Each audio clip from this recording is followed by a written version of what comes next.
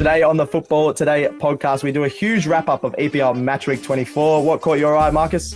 Well, it's no surprise a security guard being a bellend. Oh, yes, we got Ballad of the Week, Goal of the Week, Performance of the Week, a couple of trivia questions and the Aussies abroad, as well as finishing off with the Champions League. So get right around the show. Welcome to the Football Today podcast. It is the 13th of February as the EPL's Match Week 24 just wrapped up this morning. I'm not your usual host. I'm Liam McCallion, also known as the Stats Guy. Alex is away. He'll be annoyed he can't talk about Arsenal this week, as we'll get into an amazing win by them. A few awesome, amazing games in the EPL this week as well. I'm here with an excited Chelsea fan for once, Marcus Barzano, who's got the retro Chelsea kit on. How you going, Marcus? I do. If you're watching the show on YouTube, it's very clean. Also got the retro Atletico Madrid very nice shirt in the background with the Spider-Man 2 sponsor, so it's very, very clean. But I'm more relieved than excited, I think, because it wasn't looking great there for a little bit for Chelsea. No, I was watching the game this morning as a Chelsea fan myself.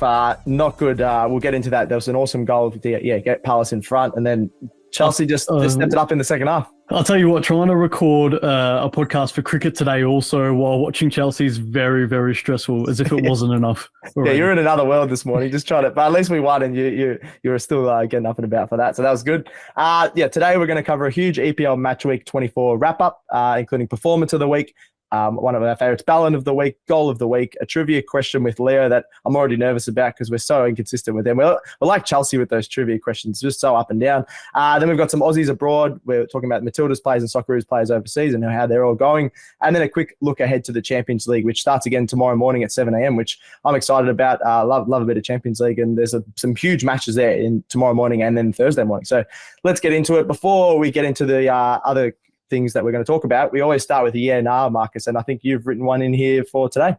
I sure have, and it's a bit of a weird one, but the eventual champion of this season will have to accrue 90-plus points. Yeah, nah. I know we'll talk about this. There's how many games? 14 games to go, I believe. Yep. So what's that? Maximum offer of 42 points? Yep. So City, close, yeah. Liverpool and Arsenal are all around the early 50 points at the moment. Yeah, I'm going to go, back in the day, it was usually around that 80 mark or low 80s. But then I just had a look. 5 of the last 7 title winners have been 90-plus points. I think that's helped with both Liverpool and Man City obviously dominating the last 3 or 4 years. You had Man City had to get 100 points one year to win when Liverpool were at the high 90s as well and somehow didn't win that title. So I'm going to say, I think 90 points is almost the new norm in the Premier League at the moment to win the title. And I think you got, who have you got up there? You got Liverpool, Man City and Arsenal are the only ones that I think that can probably get to around that mark. We've said on this podcast heaps of times that they're the clear top 3. Obviously, Tottenham is and Aston Villa breathing down the neck a little bit. Man U, obviously, they're not going to win the title, but they're still going for top 4.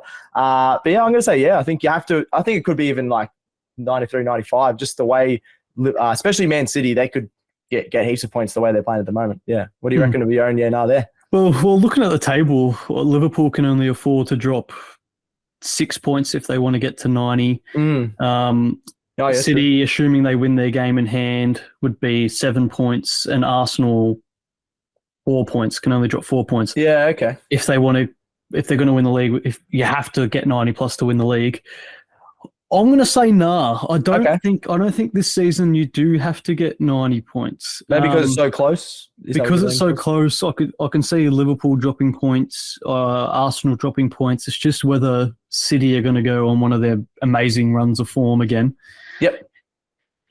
They're very capable of doing that, but I don't know, at the same time, there is a lot of good competition out there. So I'm going to lean towards nah. Yeah, that's all right. Yeah, I think there's arguments for both. Because it's so close, they could take some points off each other, could get really tight. But I think because it's really tight between those top 3, I think the way Arsenal are playing is even the last 2 weeks, obviously beating Liverpool, then smashing West Ham. If they keep up like that, they could definitely challenge for the title. I know we were saying we're not sure about Arsenal, but they've definitely got their confidence back. If all of those 3 top teams can keep playing like that, they're going to be around that 90 mark. So I'm going to just lean towards but it's going to be really close to that 88, 90 mark. I reckon it will be really, really close. All right, that's our a bit of Ange Bowl status. As Aussies, we like to have a look over Ange. Absolute scenes, limbs, whatever you want to call it, Marcus. What happened over there? Limbs. But I love that word. Well, it was looking like it was destined to be a draw at 1-1, but Brennan Johnson wins it in the 96th minute with a Unbelievable. lovely cross from Sonny back from international duties. So there we go. Ange Ball claims 3 points and an important 3 points to move into the top four. Yeah, a lot of people obviously, doubted Ange at the top start of the season. He's back into the top four. I think they're in much better form than Aston Villa, who have been a bit shaky at home in both the cups and the league. So I think, Tottenham will get a lot of confidence knowing that, Villa lost, they've won, back into the top four. Man United starting to breathe down their neck a bit, but Ange is doing really well. Obviously, they play that attacking brand. They didn't concede 2 goals for the first time in a while. Only conceded the 1. So they got a bit lucky there because usually I reckon that game would end up a 2-2 draw the way Ange plays with that attacking momentum. But that attacking momentum got him over the line. I'm having a look. They've kept 1 clean sheet in the league since the 24th of October, and that was against Nottingham Forest away on the 16th of December. Yeah, you can say what you want about Ange, but it's exciting. You're gonna get at least. I think we said at least 4 goals. But this one they got 3 goals, but you're gonna get at least 3 goals in most of their matches. Didn't we mention that Tottenham have conceded 8 goals in the 90th minute plus in the league this season, yes. Which is the most ever, and it's only Feb. But they were on the good end of one this time. They finally got on the other side of that. Brendan Johnson, who hasn't been like the best recruit, but hasn't gone too badly as well. Just came on and did really well. Sonny as well. That's awesome that he's come back straight back into the side for Ange there at Tottenham and delivered the great assist. So Ange Ball's going well. Top 4, as an Aussie, very proud of him, and he's going really well at the moment. So get around Tottenham if you're one of those Spurs supporters. All right, okay, this is time for On the Spot. We call it performance of the week. We're going to start with it can be an individual or a team that you think went really well this week in match week 24. Marcus, for the EPL, who have you got for your performance of the week? I think for me it just has to be Arsenal making a very big statement win away from home at the London Stadium against West Ham when they lost to them earlier in the season, and then they trounced them 6-0 at their own ground. Crazy. It was a brilliant win. But I also want to chuck an honourable mention out there for Conor Gallagher against his old team. This morning against Palace, scoring a brace, what was found out to be the winner in the 90th minute. And that was proper limbs in the away end. It was. That was unbelievable. Gallagher was awesome. Today. So Kim and Palmer in the midfield are so good to watch at Chelsea.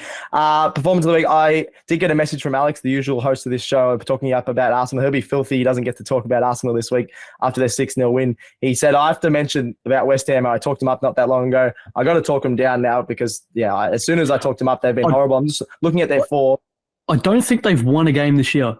No, that's what I'm going to have a look at right now. So they've lost 1, 2. They haven't won since, let's have a look. I think you're right. Since the 29th of December. So they've lost. So I think it's like, what is it? 3 draws, 4 losses. They got kicked out of the FA Cup from Bristol City. They drew to Sheffield United. They drew to Bournemouth. And then the last 2 weeks, losing aggregate of 9-0. So I'm definitely off the West Ham bandwagon. I think when I was talking them up in December, they were 6th, then pushing for 5th. They were sort of around that 5th and 6th mark. Now they're 8th, and I think Brighton, Wolves, Chelsea even can jump them. Like, I know Chelsea have been very consistent, but the way they're going at the moment, I don't know what's happening. Their team's not too bad, but I had to put that in there about the performance of the week because, I talked them up and now they're not going too good at all. My performance of the week was Man U. We don't often say that about Man U, but they're putting pressure back on the top 5. Great win at Villa Park. Obviously, we've said they've only lost a couple of times there over the last year, Aston Villa at their home ground. And they did really well with a 2-1 win. You got McTominay, who I realised is their leading goal scorer, which might be a little bit of a worry, but he's been playing more attacking football for them over this season, and it's sort of working. You got Højlund now, has scored 5 games in a row.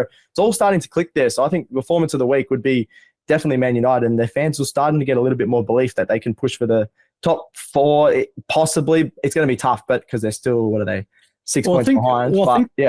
Getting kicked out of the Champions League and not facing any more European football this season will definitely help them on their quest, although I don't think they will get top 4. No, I think if I was a Man U fan, obviously you'd be wanting that, but you're just happy that you can see something turning around. Obviously, Højlund being good form, he's great for their club when he was scoring in the Champions League. Now he's scoring in the Premier League. And I thought they were going to beat Aston Villa. They could still jump Aston Villa. It'd be tough to jump Tottenham up into 4th, but it'd be interesting to see. And just definitely performance of the week because you can sort of see them changing their form around a little bit over the last month or so. All right, Ballon of the week. This one's always a bit of a funny one. Who's not hot? Who have you got, Marcus? Actually, I'm going to change what I've got here Oh, okay. in the run sheet. I was going to have Douglas Luiz celebrating in front of Varane. Did you see that when he did the little like Yes. shoulder shimmy in And then front they of him? lost. And then, Yeah. and then Varane's like, "Hold on, what are you doing?" And then Douglas Luiz sprinted off to the corner flag, celebrated, and then they That was ended up weird. losing the match. But I'm actually going to go the security guard at Crystal Palace at Selhurst Park. Yeah. For stopping Conor Gallagher jumping into the away end. He was sprinting and he jumped. He was mid-jump jumping into fans, and the security guard stepped in between them and blocked him off, so Conor Gallagher just had to stand there and go like this. I saw Disassi went into the crowd as well, which was good, but my Ballon of the week is the Selhurst Park security guard. Oh, he was a bit bitter, that guy, wasn't he?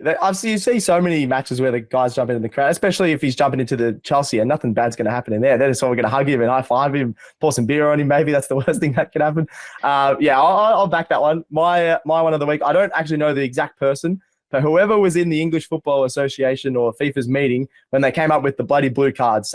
Check it out on TikTok and all the socials on Football Today. Marcus had a bit of a rant about that as well. Blue cards, just really not a good idea. I found out this morning as well that if a keeper gets a blue card, this is for next year for reference in the FA Cup, I believe. They're going to bring in some blue cards. Is that right? Yeah, they're going to trial that. It's like a sin bin type operation. If a keeper gets it, you can't sub on another keeper.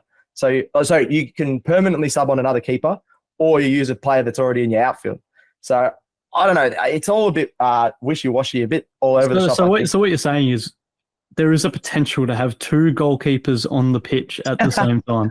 Well, I think that's if it's dumb, Manchester City, they'll be fine because Edison gets sin bin, and then you could bring him on in midfield, and it'll be fine. I don't know if I can't remember if that's how it works, but that would be pretty cool. I don't know. This blue card. I know you had a bit of a rant about it online, and you might want to talk about it, but I don't think it's very good. You've already got so much conjecture on the refs during the game about this should be a yellow card, this should be checked by VAR for penalties and things like that. You bring in blue cards, that's just going to make their job so much tougher. And football in general in the whole world is famous for not changing rules, and I think they should definitely stick to that because it's worked for so long. What do you reckon? I just think it's very franchisey sort of the way they're approaching it, a little bit like American sports, like a sin bin. Yeah. For other sports, I sort of can understand why they'd introduce it, particularly with like players on the bench. You're talking like I'm looking at ice hockey and other sports like that. But for football, it's very traditional, and I really don't think blue cards is a good idea when the referees already have so much to deal with, and then it's going to be unwanted added pressure onto them. Yeah, they already cop abuse online or at the games, things like that. I feel like that's going to make it 100 times worse. I know they want to like stamp out the dissent and all that. Yeah. And I think Ange came out during the week when they asked him about blue cards, and it's like, just give them a yellow, just send them off. It's better than bringing this whole headache of blue cards. And I agree, you just got to be more authoritative on handing out cards when players show dissent. Yeah, and I think we've seen a little bit of that. I think referees are sort of scared to show a second yellow card to send a player off for dissent. But so maybe they just have to start bringing them out. Yeah, I agree. Dissent in when the players go up and touch the ref or get in their face, I think it's one of the only sports you can actually do that in. So I'm happy to get rid of that. But I don't think, the blue card's the right option. So that's my, Ballon of the week. I don't know who came up with that. I want to find out who came up with that and, give him a shout out on this show.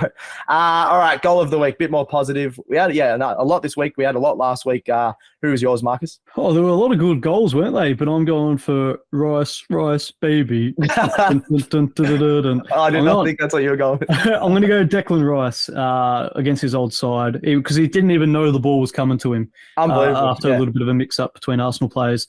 And then, first-time effort from range, curling away from the goalkeeper. Excellent finish. Yeah, that was awesome. I felt, I know that he obviously played for West Ham. He's a big West Ham legend, so that's why he didn't celebrate and all that. But I've said this before, and I'll say it again. I think if you score a banger against your old team, you should be able to celebrate. That was awesome. He scored an absolute banger from way out, and he's just had to stand there and pretend. If it comes to the point where like your old fans are booing you throughout the game because you've moved. Bro, you should be able to do that. Celebrate. Yeah, I agree. My one, that was against my team, Chelsea, this morning. It was an absolute banger. Jefferson Lerma, absolute rocket. I wrote down knuckleball, wobbler. It had a bit of everything. It looked like it had the power from outside the box to go in, and then it knuckleballed all the way to the bottom right. It was absolutely awesome finish past Petrovic for Chelsea. Yeah, Lerma. I think I've seen a few of his highlights. He doesn't do anything, and then for a couple of months, and then randomly he'll pop up with a wonder goal. He's got a few of those in his career. So even though he's young, he's got a few of those, and that was definitely my goal of the week. Obviously didn't get Crystal Palace over the line, but I was worried then when Chelsea, I think it was 80%, I was at 70 or 80% possession, and then Jefferson Lerma just rocks went into the corner. I was not happy with that, but awesome goal of the week.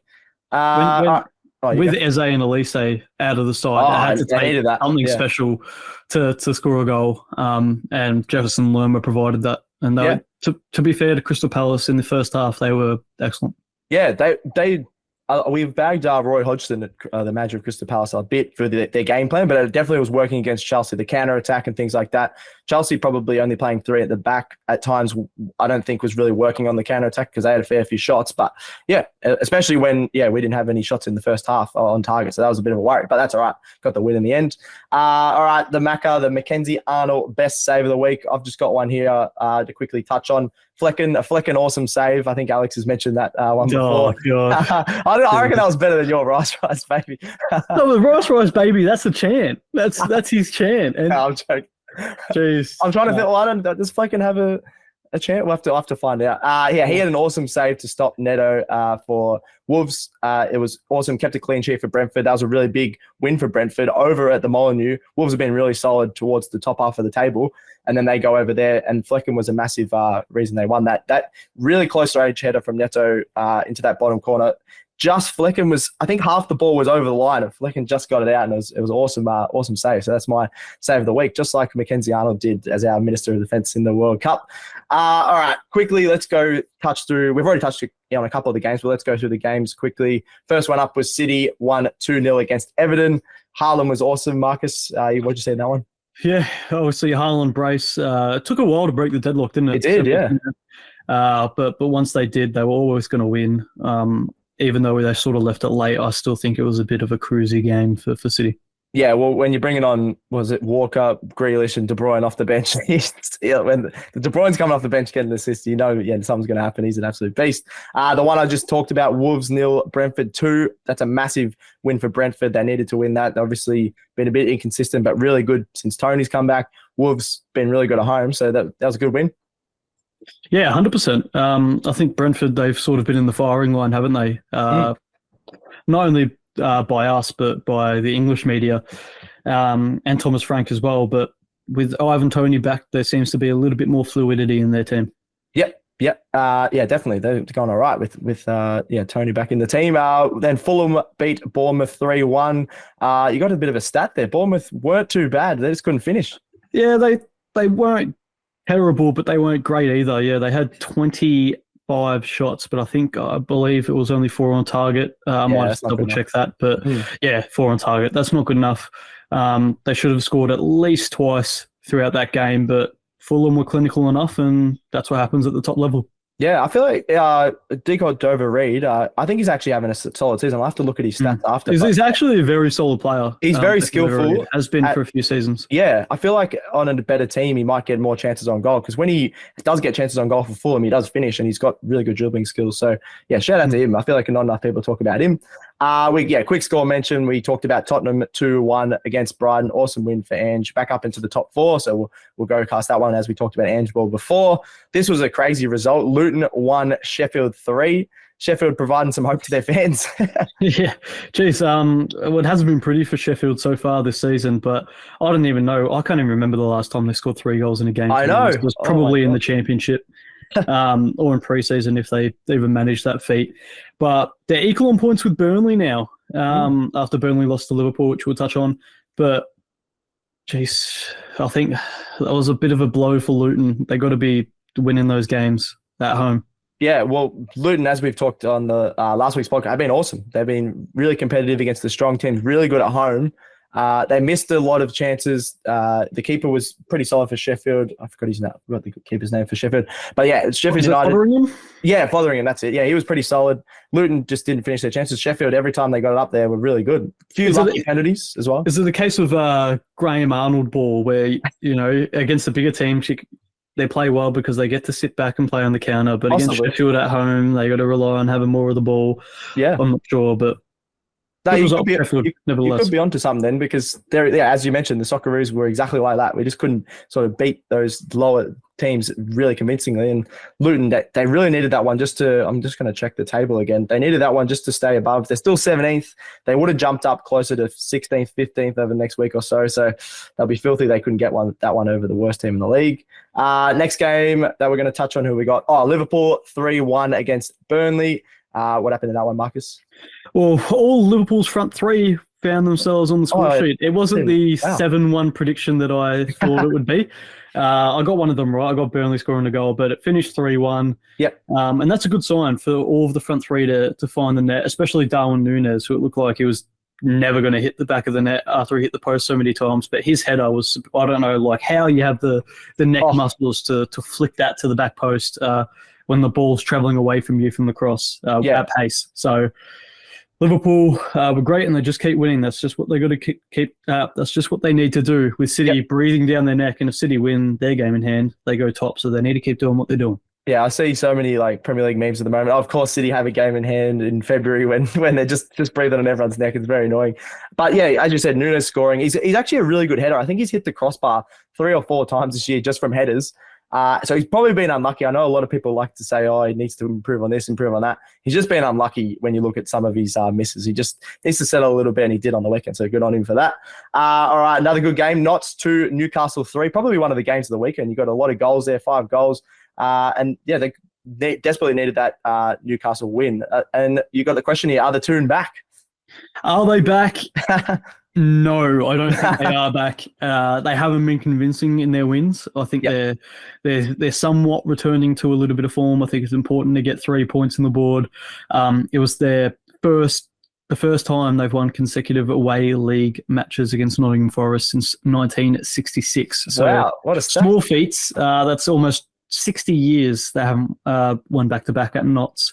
But I don't think they're back just yet. They've still got a lot of concerns. I'm not sure if that back four with Dan Burn, I know Eddie Howe favoured it towards the end of last season when they were going well, but this season it's not really working. It's a bit too heavy, a bit too tall, not agile enough for me personally. But you know, they're getting 3 points, and that's all that matters.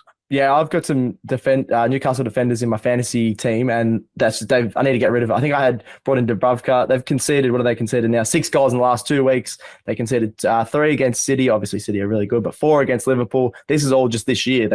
And then 3 against Notts at the end of last year as well. So they conceded 4 against Luton as well. And St. James's Park last night. Yes. So it's a real worry, their defense. Obviously, their attack we've talked up, even if they don't have a proper striker in, they've got so many guys that can dribble around players and get into attack. Even their defenders are really good, like Trippier and stuff, getting into attack. But the other way, they just look too slow at the moment. It's going to cost them a chance in that top 6, I think. It's going to be a really big struggle, because what are they now? They're 5 points behind the top 6, even though they had a win on the weekend. So I think 7th is probably the highest they can finish from here, in my opinion. I don't know what you reckon. Well, I think they can possibly climb above Manchester United. I think Manchester United is such an unpredictable force for me this season. You have a look at Manchester United, and you drew 2 games, which is crazy to think they either win or lose. I know. But yeah, I don't know. It's so hard to tell with these clubs in this season. Inconsistent, so really a roll of the dice. Yep. We touched on it before, but we'll do it again. West Ham 0, Arsenal 6. I saw towards the second half, because Arsenal was so good in the first half. Half the West Ham supporters, the Hammers, were all out of there. Yeah, at half time. That was. I can almost understand it, but it's a lot of money, surely, to go to the Premier League. They're out of there. London Stadium has never been so empty. I know 4-0 at half time is not great, but you got to stay. Credit to the fans that did stay to watch them concede another 2 goals. I know, and that would have been filthy if. They would have been filthy with Declan Rice scoring as well. Obviously, they're old captains. That wouldn't have been very happy at all. Yeah, not at all. I think that's probably key to a lot of fans leaving there. But they're just the best at set pieces, Arsenal. Yep. They've scored tons of goals from set pieces. And look, they've got some aerial threat, but really it's just Saliba, Gabriel, and Declan Rice. Yep. Really, that are the aerial threats. You got Ben White in there, I guess, but I wouldn't say him as an aerial threat. When there are a lot of other teams that don't all the players perform with this, and I think as we've seen in the elite form of the game, they're set piece coaches now. So whoever's doing the job at Arsenal for set pieces is doing well. Yeah, give him a raise, I reckon. Actually, probably not. He's probably on heaps of money anyway. All right, next game. I think you're right on here. One of the performances of the season. It probably was. Arsenal were unbelievable. Definitely in amazing form at the moment. I wouldn't want to play them over the next couple of weeks. All right, Aston Villa 1, Man United 2. I called it. I thought Man U were going to win this one. I think they're back into some form. Beating anyone away is obviously really solid, but beating Villa at Villa Park is just an amazing effort, I reckon. What'd you see in this one? Yeah, Villa have been a bit shaky away from home at Villa Park, haven't they? Obviously lost to Chelsea in the FA Cup replay. They've lost to Manchester United. They've recently, before that, lost to Newcastle, I believe, as well, when Newcastle were on a downward spiral. But, yeah, Højlund, we mentioned it, Højlund keeps scoring. Fantastic for him. And I don't know, do Villa, other than Ollie Watkins, do they have anyone clinical enough to... Even Watkins isn't even the most clinical. I think his shot to goal conversion rate is lower than other top strikers in the league. Yeah, but he's still a fantastic player. But I'm looking at the wingers like Leon Bailey, Miss Diaby, Jacob Ramsey, these sort of players. I don't think they're gonna confirm 10+ goals for you a season when that's what you need when you want to be in Europe. No, you're right. It's when the other team sort of covers Watkins, you got Bailey and a few others, like you mentioned, Diaby and things like that. They're really good at setting up goals or dribbling past a few players and then getting it to Watkins. But if Watkins is covered, it's hard to back them for a few more goals. John McGinn, I think it was about 4 or 5 seasons ago, was that other guy that was scoring long-range shots. He sort of lost that attacking side to his game a bit, which they'll be a bit filthy about because he would sort of get him out of trouble in games and things like that. He hasn't been scoring goals. He probably should have scored. And I think Villa should have easily scored at least 2 goals in this one. Man United just too clinical again. The Scott McTominay does it again. Somehow their leading goal scorer. He's been really good. He's having probably the year of his life, obviously for Scotland, killing it, going really well for Man U. So good on him. When he was with McFred, they were calling it, in that central defensive midfield position a couple of seasons ago? Yeah, that was one of the worst things ever. So it's good to see that he's progressed from McFred and doing a bit better than people thought. All right, you wanted to talk about this one, obviously, Marcus. Palace 1, Chelsea 3, up the Chelsea. It was a bit worrying earlier. Obviously, I mentioned Lerma's absolute rocket to get Palace in front. Chelsea did have a lot of the ball, but just were horrible in the first half. Second half played a lot more of their style. Yeah, I think it wasn't a great performance from Chelsea, to be honest. Watching it was very frustrating. We had one shot at halftime, and it was a dribbler from Conor Gallagher. That didn't scare the goalkeeper. But in the second half, from what I saw, we were recording the podcast, obviously, but we played a lot better. We found a lot more space with Malo Gusto and Ben Chilwell in behind the fullbacks. So it was a scare, but it was good to see Enzo Fernandez on the score sheet again. So hopefully he just continues his rich vein of form. Yeah, he's been great. Obviously, there was rumours he was going and all this stuff, and he scores a banger of a free kick, scores again today. He's got a massive contract, so I reckon he's hanging. He's got a massive lion tattoo on his back, which suits Chelsea logo perfectly. Yeah, no, you're not wrong. Especially that old Chelsea logo you're wearing. If people want to check that out on the YouTube. Oh, quick trivia question here, Stats Guy, to see if you're a true Chelsea fan. Oh no, this is not going to be good. What is the lion's name? Oh, Chelsea's lion. I don't know. I don't think I know that. I've never heard that before. Should I just try and guess? Guess. You could probably get it. Charles. Charles. Okay, then. Stanford. For Stanford. Oh, yeah. I probably have heard of that. Stanford the Lion. Stanford the Lion. There you go. You made me look bad on the show. That's annoying. All right, that's probably time for a break. We need a reset after that interesting trivia question. We got the real trivia question coming in from Leo after the break, and a bit of a cricket today shout out. So we'll be right back in the second half of the show. Lock in for a huge summer of slog sixes, rattle bails, and classic snags with the daily Cricket Today podcast. Keep up to date with all things BBL, BBL Supercoach, tests, ODIs, and T20s this summer, as well as the highlights and socials all season long. Search Cricket Today on Spotify and Apple Podcasts. Welcome back to the show. We've got our usual trivia question on football today, brought to you by Social Guy Leo. Always makes me nervous because it makes us look crap sometimes. Last week, I got it, so I was happy with that. I'm trying to catch up to Alex, the usual host. Marcus is a bit nervous. He's wanting to get the question early. Look, I'm good at football trivia. I actually know Yeah, I'll give you quite a bit that. of stuff historical wise, but like I'm not good when I'm in a race with other people. I'm on the spot. I get too nervous. Oh, okay. Well, let's see how we go in this one, Leo. We'll buzz in our name. Hopefully there's no lag on the online recording today. We'll see how we go. All right, boys, you ready? Which EPL defender has the most assists than any other defender in the entire competition's history? Oh, the history. I'll give you clues if you struggle. All right, Marcus. Yep. I'm going to go with Gary Neville. Oh, that's not a bad shout. Stats guy. Who controlled the play from defense a bit? John Terry. What are you doing? No, that's not a good call. I don't think he got that many assists. It's not. Your first clue is it's a current player. Marcus. Oh. It can't. Surely it's not Trent already. Bang, Oh, there you it go. is. Wow. Yeah, I wasn't. I knew Trent had a lot. I didn't think it would be him already, though. Is Trippier up there? That was the other one I was going to say. I saw probably the not. post, I saw the post on Optus Sport a couple of days ago that said he took over. That's amazing. Yeah. Yeah. Do you know who was second? No, unfortunately not. No. I'll have a quick look. It doesn't matter about second. It's just you got it though. You got it. I was not thinking current players at all. That's amazing. Yeah, he's 58 Premier League assists. Let's have a look. Who's second? Andy Robertson, his teammate, is second. Okay, there you go. Leighton Baines, obviously a great player for Everton.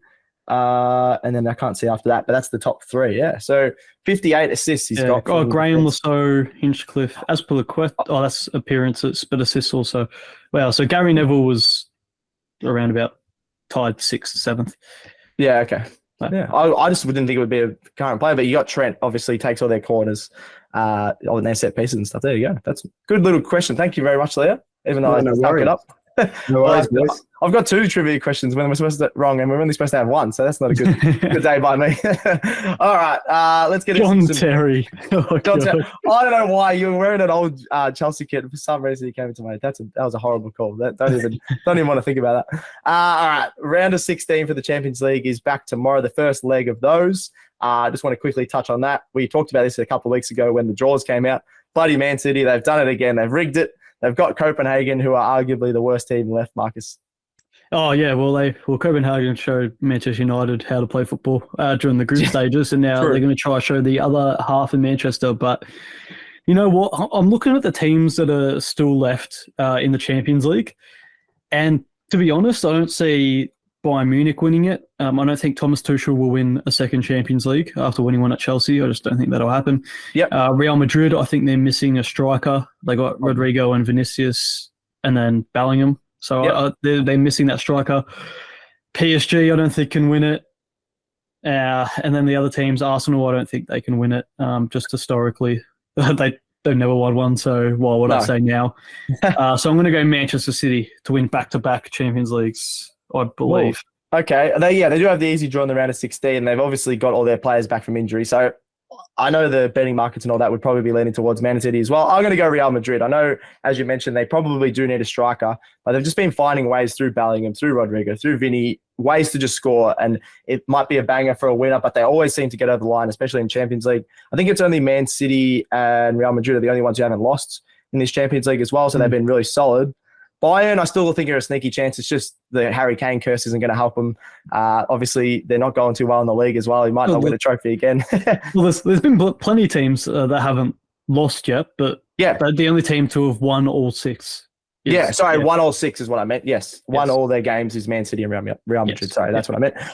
You obviously got Inter and Atletico. There's a lot of teams that are probably just under that rung of Man City. I think Real Madrid and Man City are on that top rung of teams. PSG have also been known as chokers in this competition and lost a lot of players and things like that. So and then Arsenal, I hate to say it, they got a sneaky chance, I think. I reckon they're going to beat Porto pretty comfortably. Yeah, they should get through to the quarters at least, assuming they get past Porto. And then you have a look at the teams in it. Look, let's quickly go through this stats guy. We won't take too long on it. We won't talk a lot about. We'll just talk about who gets through. Don't Yep. say anything, just who gets through. Copenhagen, Man City. City, I think we both agree on. Yeah. Leipzig, Real Madrid. Madrid. PSG, Sociedad. I'm going to go Real Sociedad. I actually don't mind that. That's All right, just a rogue shout. Lazio, Bayern. Bayern, PSV, Dortmund. Dortmund. Inter, Atletico. Oh, That's probably the game of the round of 16. That's the best leg. I'm going to go Atletico, but really close. Yep. Porto, Arsenal. Arsenal. And Napoli, Barcelona, which is also That's another a tough great one as well. I'll go Barca, but that'll be really the best two. I think there are Inter, Atletico, and Napoli, Barca. But yeah, that'll be really close. Yeah, you agree on most of those ones, other than PSG, maybe. Yeah, I think maybe Napoli could get past Barca, but there's only really 2 or 3 teams that can win it. Yeah, based on like face value. Yep. Yeah, the way they've been playing in their own even respective leagues, I think the form in those other leagues can help. And then depth of squad. Obviously, you got City, Madrid, Arsenal. Arsenal probably not as much depth. But Bayern obviously has really good depth, and you need these in these competitions when you're playing multiple games in a week. So I think still Bayern have a sneaky chance. It's just Harry Kane is a big factor in trophies and things like that, as everyone knows in the football world. So he'll be desperate to win a trophy. And they lost 3-0 to Bayer Leverkusen, didn't they? Bayern Munich. They're 5 points behind Leverkusen in the Bundesliga at the moment. The curse, I saw a meme going around that he wouldn't even win it with Celtic. Obviously, Celtic have been dominant in the Scottish League. I'm not sure about that, but maybe with Brendan Rodgers in charge. I don't rate him. He had a good run, Brendan Rodgers, with Celtic. But yeah, it's just interesting that everything just doesn't go right for poor Harry. He's a legend, but at the moment he might not win another trophy. We'll have to wait and see.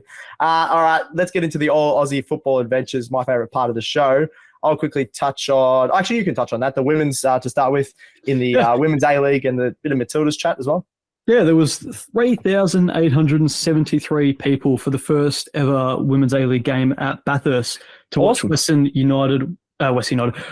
Wanderers and the Newcastle Jets. It was a great atmosphere. They're looking to have more games in regional areas like Albury-Wodonga, where they haven't had a game before either. Mm-hmm. So really great for the women's game. And we talked about her in last week's show. Heyman scored a brace after being called up to the Matildas for Canberra United. Awesome, even though they sit rock bottom of the Women's A-League. But similarly, Chloe Lagazu, who also got called up to the Matildas, she scored a brace for Western United and scored a 90th minute penalty to beat Brisbane Roar, I believe, 3-2. Yep. Yeah, awesome. It's good that she's got her confidence. Heyman's awesome. It's like I think she said it the other week. She's like she feels 21 again, scoring goals for fun. Yep. Hopefully she comes into the Matilda side, especially with a few injuries that we mentioned the other week, and does really well. I think you wrote these down, but I'll quickly touch on some of the men's side of it all. Some Socceroos doing well. Aidan O'Neill, screamer for Standard Liège, did really well there. Absolute screamer. Love a screamer. You have to check. I saw that one actually.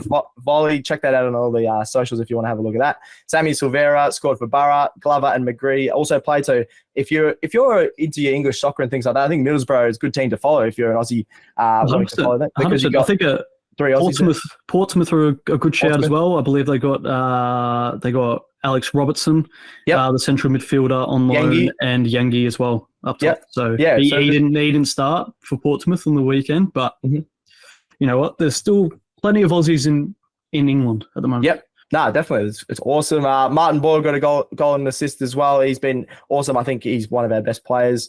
I'm going to not have a go at this guy's name. I'll take it from here. Callum Neuenhoff. Perfect. There we go. He scored for Hearts in the Scottish Cup yesterday. So good for him. And that's awesome. He's starting and he's playing well. So great for him. He was at Western Sydney Wanderers, obviously, in the A-League before last season. Aiden Hrustic made his Eredivisie debut. I always muddle that league up. Same. It's a weird one to say, isn't it? Yeah. I always go like Eredivisie but it's Eredivisie.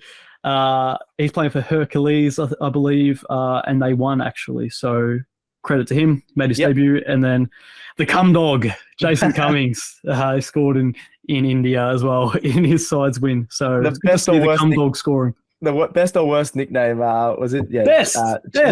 Jason Cumming in. But it's a bit sad that he's playing in India now. Obviously, he's probably getting a bit of money over there, but I think he's a still solid player that should be at least in the A-League, but it's probably not. I remember going to the World Cup, to the live sites at Federation Square, going to Australia, Denmark. Well, I'll just shout that out. That was the best footballing experience I've ever had, or one of the best sports experience I've ever had, and it wasn't even at the ground. But I saw people with cum dog on the back of their shirts, and it was brilliant. Yeah, one of the cult heroes. I feel like he's a bit wasted. He's such a good goal scorer, good penalty taker as well. A bit wasted in India, but he's probably getting a bit of money over there, so good on him. I think we've covered everything there, a bit of everything. That's it for the Football Today show. I almost say Cricket Today. Check out Cricket Today as well. Why not? We gave it a shout out before, so check out Cricket Today on Spotify and Apple Podcasts, and check out Football Today on the socials. That's Spotify. Sorry, let me start that again. On all the socials: Facebook, Instagram, TikTok, and X. Give us a like, star it, review it, do it, all of that. Send in any questions via the socials. Anything you want us to chat to us about. And I think that's it. Thank you very much, Marcus, and good to see a happy Chelsea fan for once. Oh, about time. Thanks. About time. Thank you very much, Leo, for the trivia question and doing all the work on the socials. Thanks for Gerald for producing, making us look better than we actually are. And we'll catch you later. That's Football Today done. We're out.